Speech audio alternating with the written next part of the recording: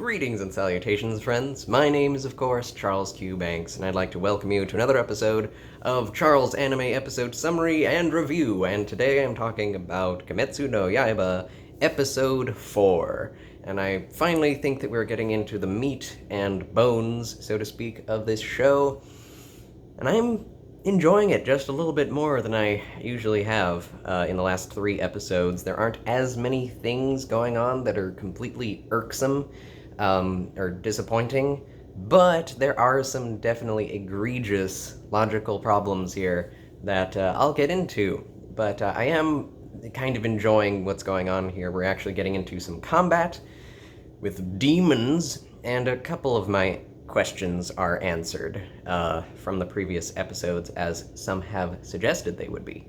And you were right, although, well, we'll get into that. So, the summary of the story is as follows.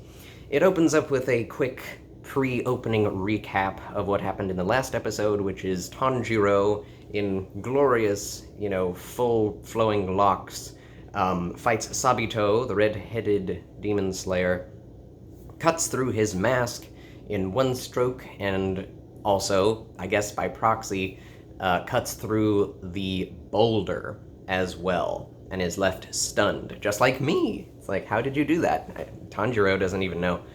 So then, after the opening, which is beautiful, I have to say, and I'm very excited for some of those whimsical, magical effects going on with people's swords and things, and we see a little bit of that displayed in this first episode. A first episode in which that is displayed. And then Tengu-sama, for the first time in a year, I believe, he comes up to Tanjiro.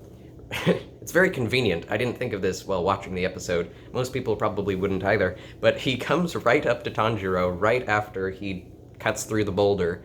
And it's like, where did you come from, Tengu? Were you just standing off screen watching him fight just himself? Like, he couldn't see the ghosts. So what was he seeing? Like, how was he alerted to the fact that Tanjiro cut through the boulder? We don't know, that's not explained, and it doesn't really matter because it doesn't matter in the moment. And that's how this show works. It doesn't matter what the logic is behind it. There is none. There's none provided, there's none expected. It's just, how do we get from A to B? Quickly, And so I'm fine with it. It's just kind of a nitpick that came into my brain just now. So Tengu-sama walks up and says, "You cut through the boulder. To be honest, I never thought that you would cut through the boulder. I did not intend to allow you to go through with the final Demon Core test, or to get there, which is completely counter to what he said he's been doing and all of his actions, because he's been doing some crazy training techniques with Tanjiro, including the use of deadly force that he would have to defend himself against in those earlier traps from episode 2 and 3. So I don't really believe it, but it's just kind of a dramatic thing for him to say. He's like, I don't want any more children to die in the Demon Core, is what he says. So he gave him this impossible task, which was to destroy this boulder. Of course, Sabito did it in the past, so what are you talking about, Grandpa? So then he tells Tanjiro, you've done it, boy. And Tanjiro starts crying. And I think that is of merit. That makes sense for Tanjiro, although it doesn't really connect with us why he's crying. It's not like he has been seeking words of affirmation. But after 2 freaking years of training in the forest, almost by himself, you gotta feel good when the training is finally over. And, this is intense training, just living on your own in the forest and training for something that you don't even know if you'll ever be good enough to get into, It's like training to get into college after high school in something that could kill you, That actually makes sense, that he would get emotional over that. So I liked that moment, but it would have been nice, this is just a suggestion, if there would have been a quick little flashback of all of his struggles, just real quick, just a few seconds, It would have made that scene more powerful. But anyway, so Tengu takes him and says, go now, go to the demon core, go up to this certain mountain, and I will take care of your sister. Your sister and I, do not worry about your sister. I will take care of her, which I guess is supposed to be comforting, despite the fact that she's still in a freaking coma. Like, why was she in the coma in the first place? We still don't know. But at least he goes in and says goodbye to her, and lifts her hand and says goodbye, which is a touching little scene. Um, so they're actually hitting on those little story beats that I care about, the emotional character building story beats, which was lacking in the other episodes. So then he goes off by himself into the forest, and he starts seeing wisteria flowers, which is really cool. Like, the funny thing is, wisteria flowers are apparently like they ward off demons. Demons hate wisteria flowers, which is interesting because I've just recently been fighting against insectine infections. I don't even know if insectine is a word, but insects all around my house. I'm living in Missouri, and it's just like an infested land compared to Colorado Springs, which is a mountain area. This is in the Midlands, and the amount of insects and centipedes and spiders is insane, and I hate it. And there are actually some flowers that you can plant, usually chrysanthemums, that can keep away a lot of harmful and strange insects. So the fact that flowers, wisteria flowers, can keep away demons, I think is a cool touch, and the flowers actually glow, which is a cool effect.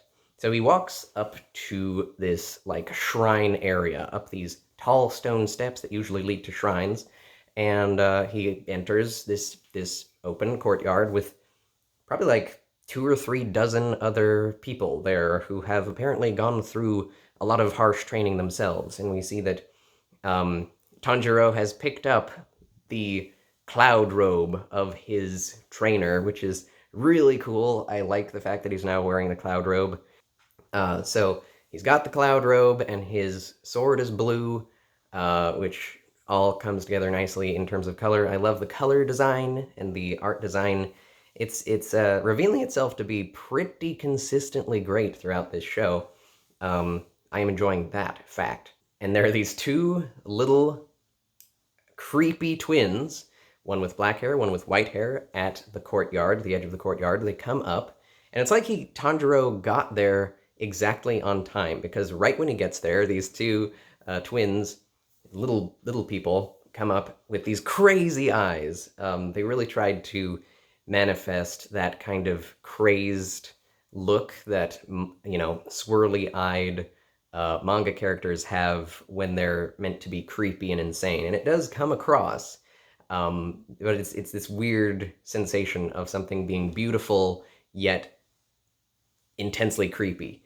So that was weird, and they tell everyone the land beyond this area is surrounded by wisteria flowers, which keep away demons, but the demons are inside this area, and there are no more wisteria plants beyond this point. You must go inside. This is the final test. You must go inside this area and survive for 2 weeks, I believe it was.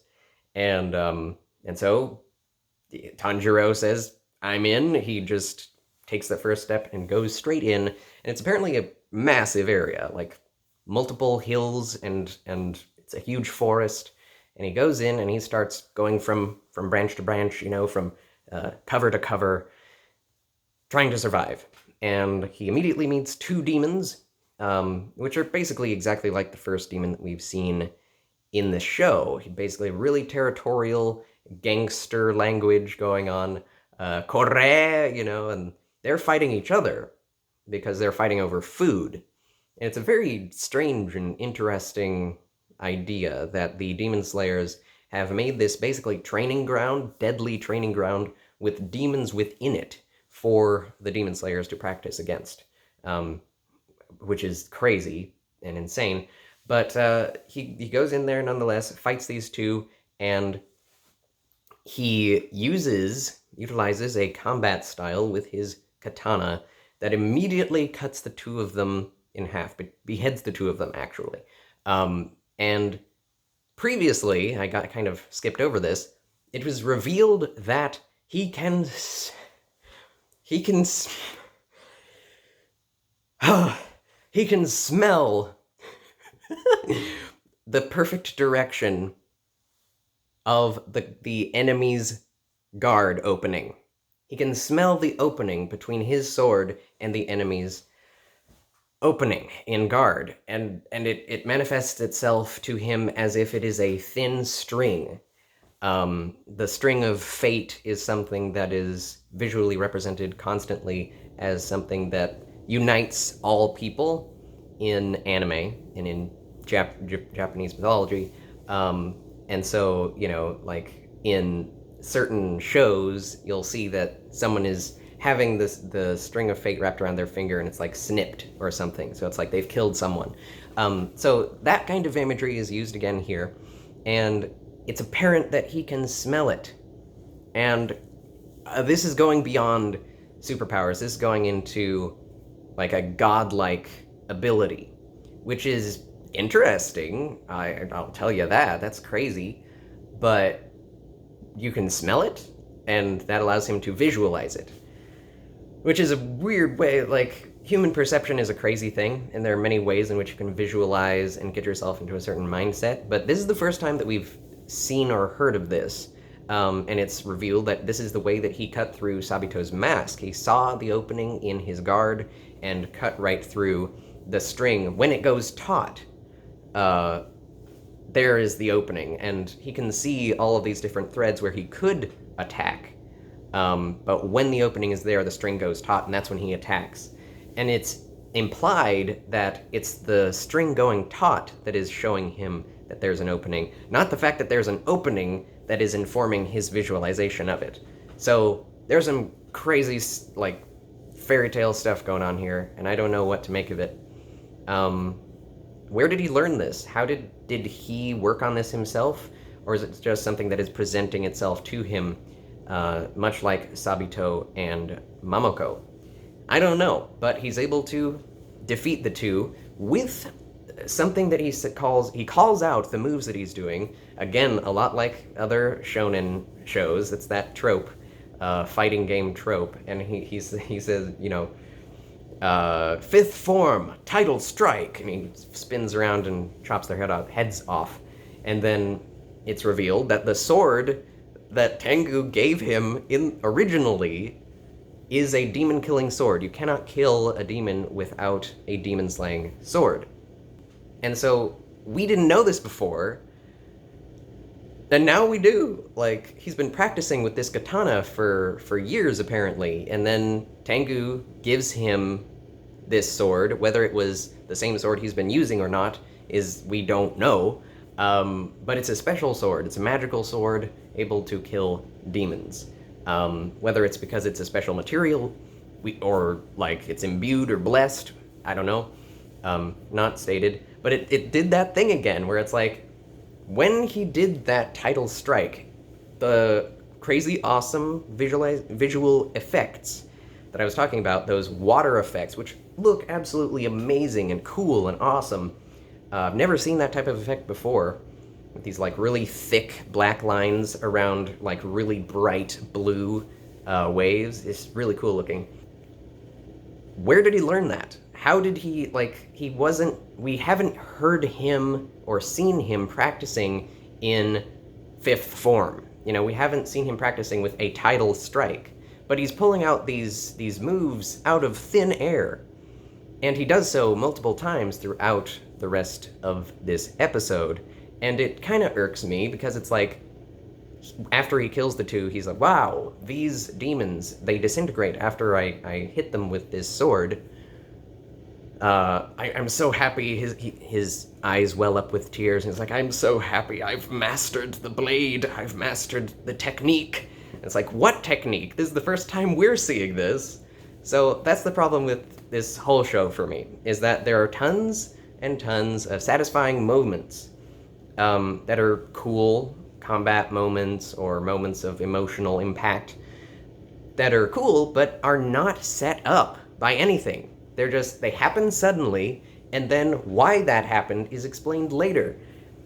And this is my problem, is that, like, in terms of the theory as to why people like stories, there is a very well chronicled reason why some things are more satisfying than others, and it's the Chekhov's gun thing, the Chekhov's gun effect, where if something is shown in the background, um, or focused on for any length of time, that thing must come back and be used in the future. That's called a setup. And they did use this in the beginning of the show with a flash forward, and then we get a flashback, and then we come back into the present. It wasn't done perfectly; it could have been done better, but that was a setup to a payoff. And so what we're getting in this show is just tons of payoffs with the setup coming later. So for me, it's like, well, that was cool. Where did that come from? I don't know. Huh. And then in the next scene, there's a flashback, and it's like, here, this sword has special magical powers. And it's like, oh!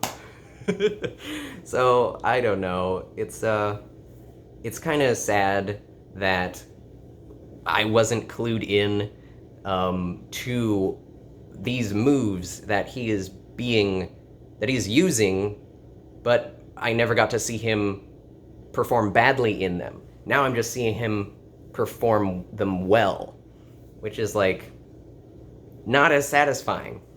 And that continues throughout the show. So the test continues, the trial continues. He sees someone fleeing from something, and this is where the show gets good, starts to get good. He sees someone else in the forest who is a demon slayer, wants to be a demon slayer, an amateur, running for their dang lives, and then he looks and he can smell something horrible, a horrible rotten stench, and he turns, and there's this massive, like, multi-armed giant blob shadow moving through the trees towards this guy, and it's like, holy crap, man. And he, takes shelter behind a tree, and it's like, oh my gosh, what is that? And it zooms into the thing, and this really touched off, like, my Lovecraftian horror senses. I love Lovecraftian horror. I'm not exactly sure why, but it's like I'm always intensely interested in those things that the human mind cannot understand, or that horrify human beings. Because it's in looking at those things that are horrifying that we can better understand how to defeat them or embrace those things that make them powerful. Because fear is power. At least that's what Scarecrow from Batman would say. I love Scarecrow as a character. Anyway, so this thing comes out of the forest, and it kind of is like the dead hand in Zelda Ocarina of Time. If you've seen that character, this white fleshy dude with tons of hands coming out of the ground to attack you. Very, very low resolution, but probably the scariest thing in Ocarina of Time. And now that I think about it, there are tons of things that are like slight variations of what happens in Ocarina of Time in this show, because Ocarina of Time, made by Japanese people, has a lot of these fairy tale mythological elements that this show is also drawing from, using the utilization of masks. And that's another thing. Tengu gave to Tanjiro a warding mask, something that he says has defensive properties. And that's probably one reason why Tengu himself wears what they call a goblin mask, but it is, of course, a Tengu mask, which is why I'm calling him Tengu.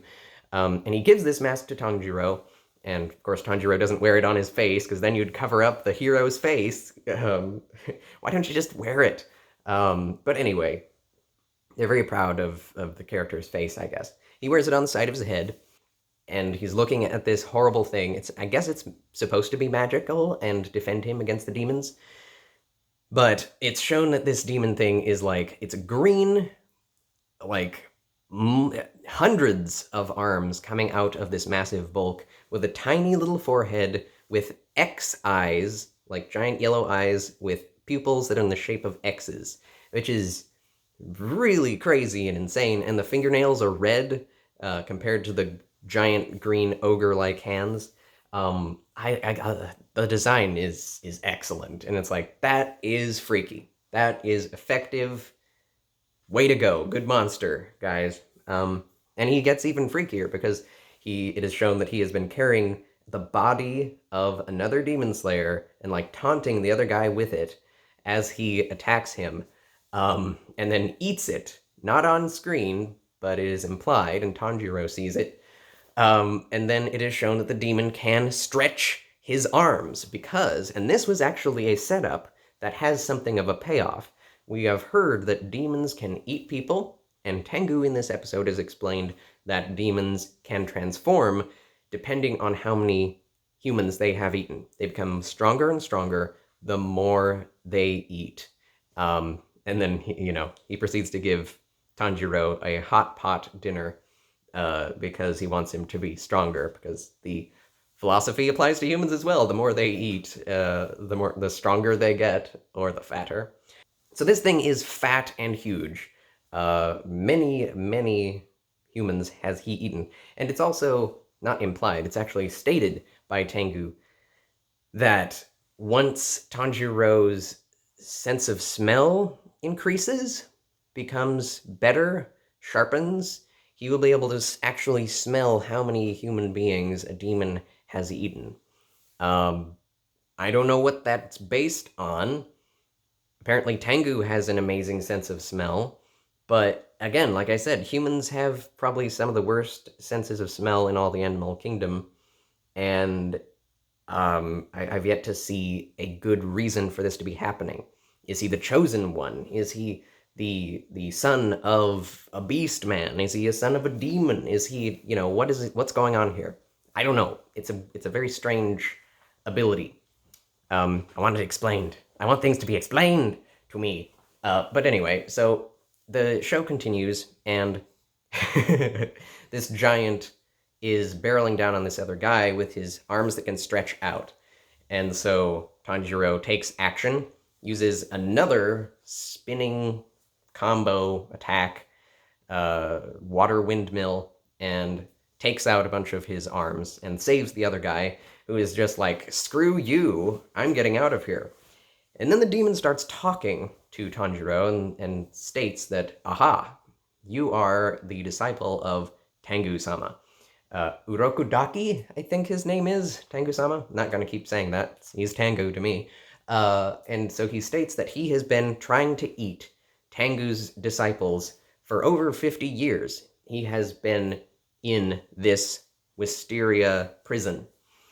And it was Urokudaki, the Tengu, who put him in there. He captured this demon, put him in there, and has basically been accidentally feeding demon slayers to this demon and his own disciples, because he always gives this warding mask to all of his disciples, and it is finally revealed that Sabito and Mamoko were both the disciples of Tengu-sama and were definitely ghosts. And they're still ghosts, like they're still alive, they're still able to talk to Tanjiro. And so that answers the question of what they were and why they were able to train him and cause him to strike the boulder and cut it in half. Also, Tanjiro, in a moment of panic, and he is knocked out by the giant multi-armed monster, he is brought to life by the crying out of his brother, his younger brother, who is dead. So apparently, all of the ghosts that he has come in contact with are able to speak to him in real time and help him, like, actually, practically, and bring him back to life in a way, once he's been knocked out or unconscious, make him aware of things. And so, Sabito speaks to him a little bit, his brother speaks to him a little bit, and then we see moments of Sabito and Mamoko speaking to each other, which I'm happy. Like, they are back, and I'm so glad.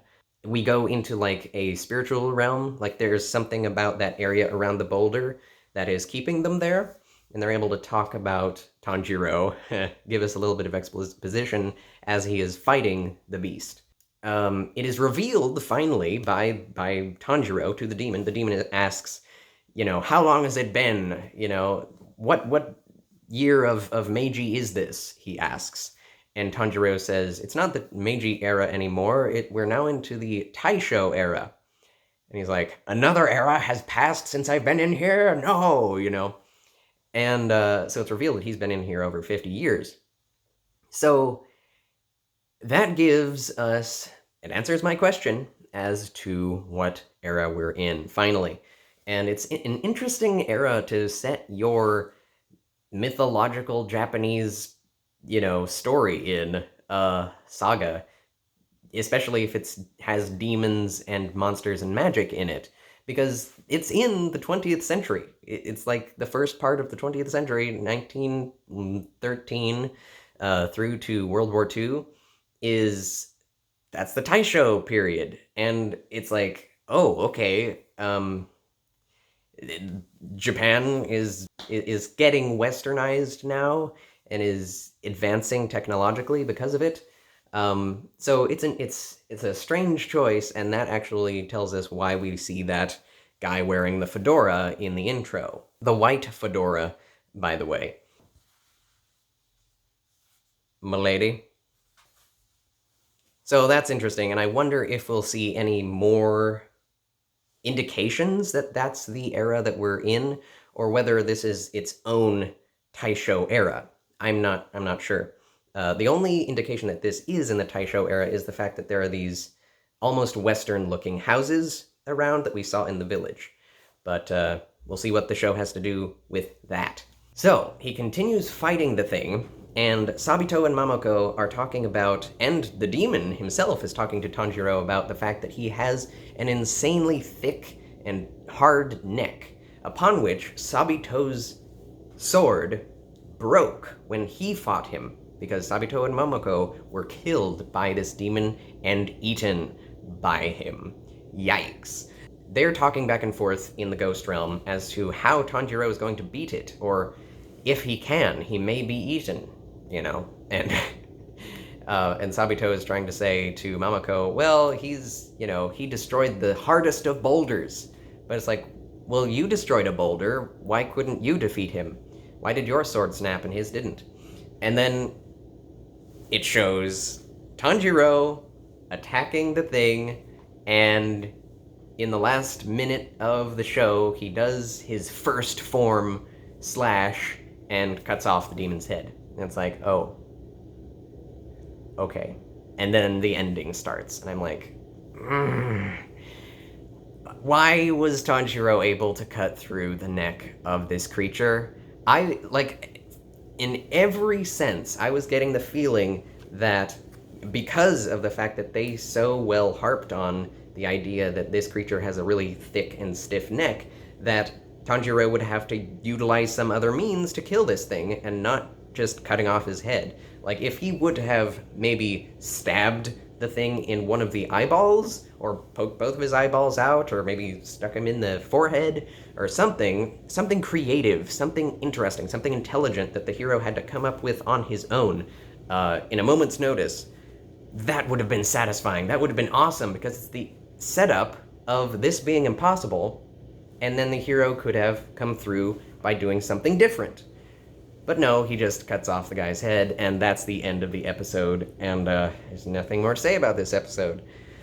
So, yeah, I don't know why he was able to cut through that neck. There's no reason given in this episode. It'll probably give the reason in the next, and it's probably just because his sword was better.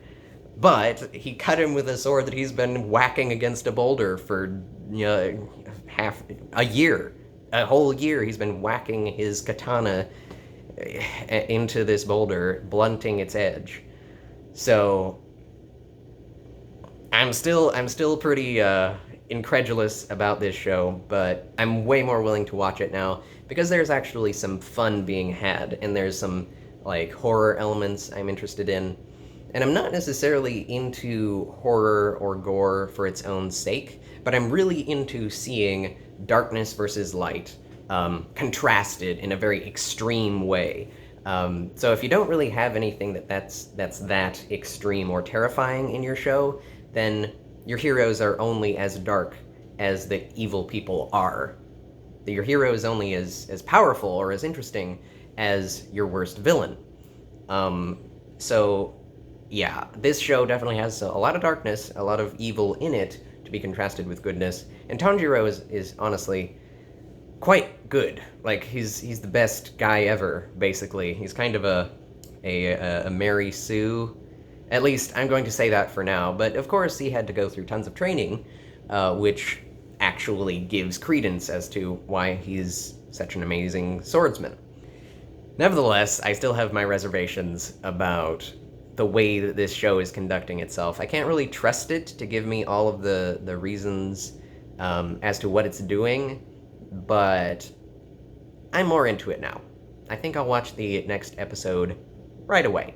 So, thanks for watching. Tell me what you thought about this episode, and give me encouragement, please, because this, if it gets any more unbelievable, I'm just gonna be writhing in agony. But anyway, thanks for your support. Thank you for your comments, if you choose to do so. And like, subscribe, notification bell, etc. Until next time, farewell.